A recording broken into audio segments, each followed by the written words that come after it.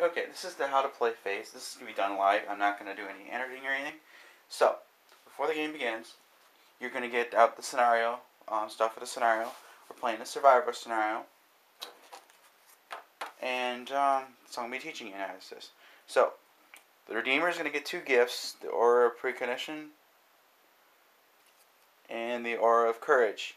And the only way you can use these abilities is if when you roll for your initiative phase for your character stats, you roll a 5 for this ability, you can use it. And if you're not wounded in that slot on the thing. And then the Aura of Courage is the same way. This one allows you to use the ability only if you. And then on to the character stuff here. As you can see here, there's slots 1 through 6. And if I put a slot 1, he's a movement 1, combat 3, defense 3. So, and then at the very bottom, 6 is 1, 1, 6. So each of these stats change according to where each character is different.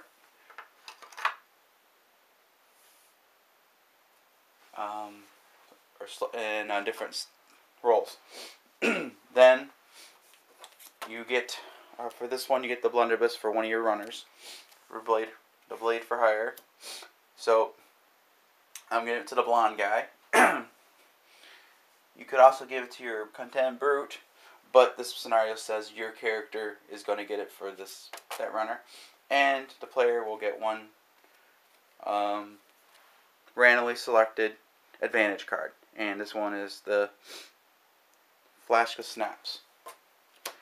Then you're going to set out the Pentagon room, which is going to hold up to 5 players.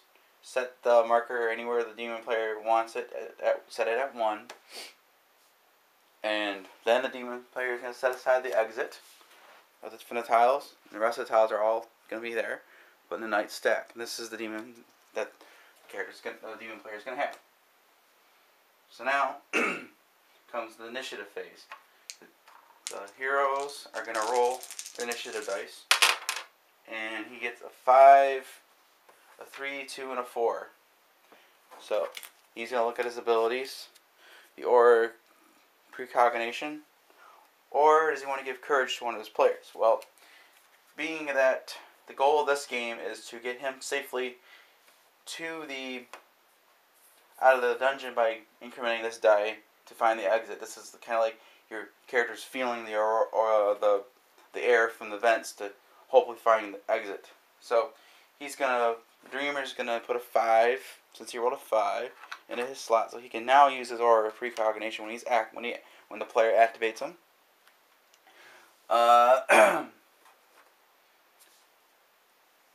The Combat Brute's gonna put a 3 into his, because it gives him a combat dice of 3 and a defense of 4.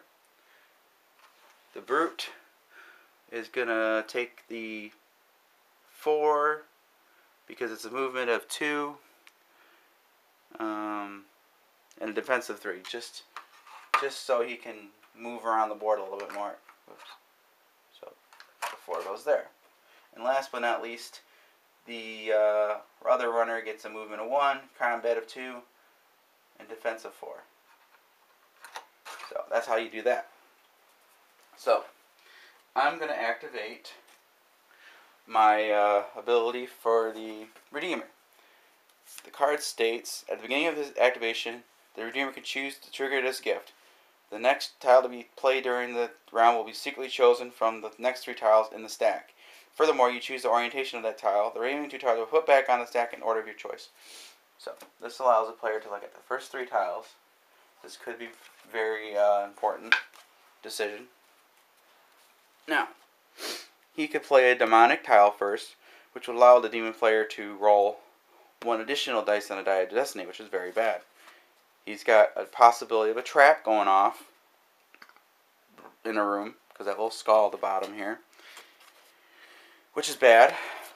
And you also have a dead end tile, which isn't too bad, because it gives you, for this scenario, the stash tile gives you an advantage card. So, but being the Redeemer wants to go further along the path, he's going to choose, even though this one's bad, the demonic one, it's less worse than the other one.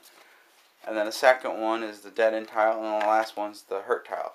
So that's what he wants to do. So he applies that out. Now the Redeemer is going to move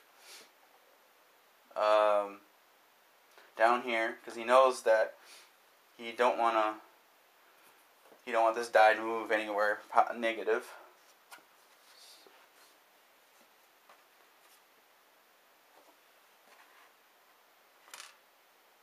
So now it's a demonic tile, so he's going to get 1 extra dice. The demon guy. And this guy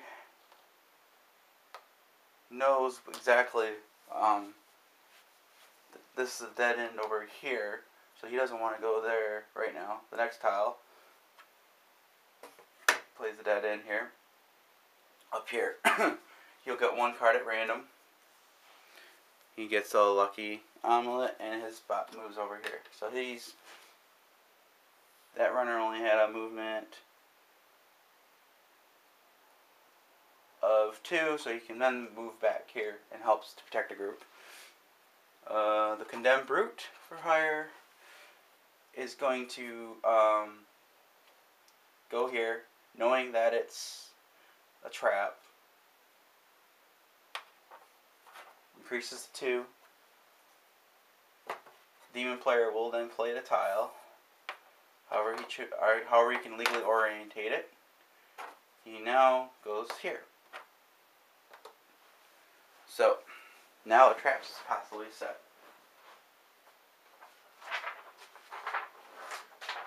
So booby trap tile. So we roll 1d6 to determine what the outcome is. It's a 3. The warrior suffers 1 hit. Condemned Brute then decides to put a wound marker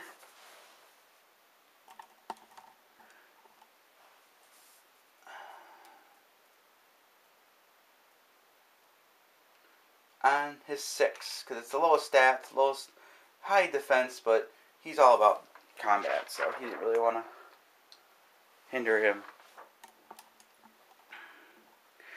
So that's done.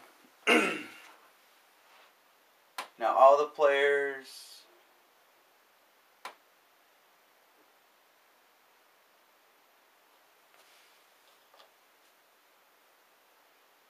decided they're not going to do anything else.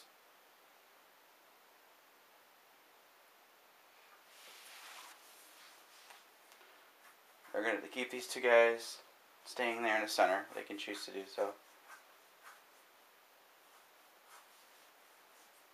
So that's that. So now we're going to go to demon phase.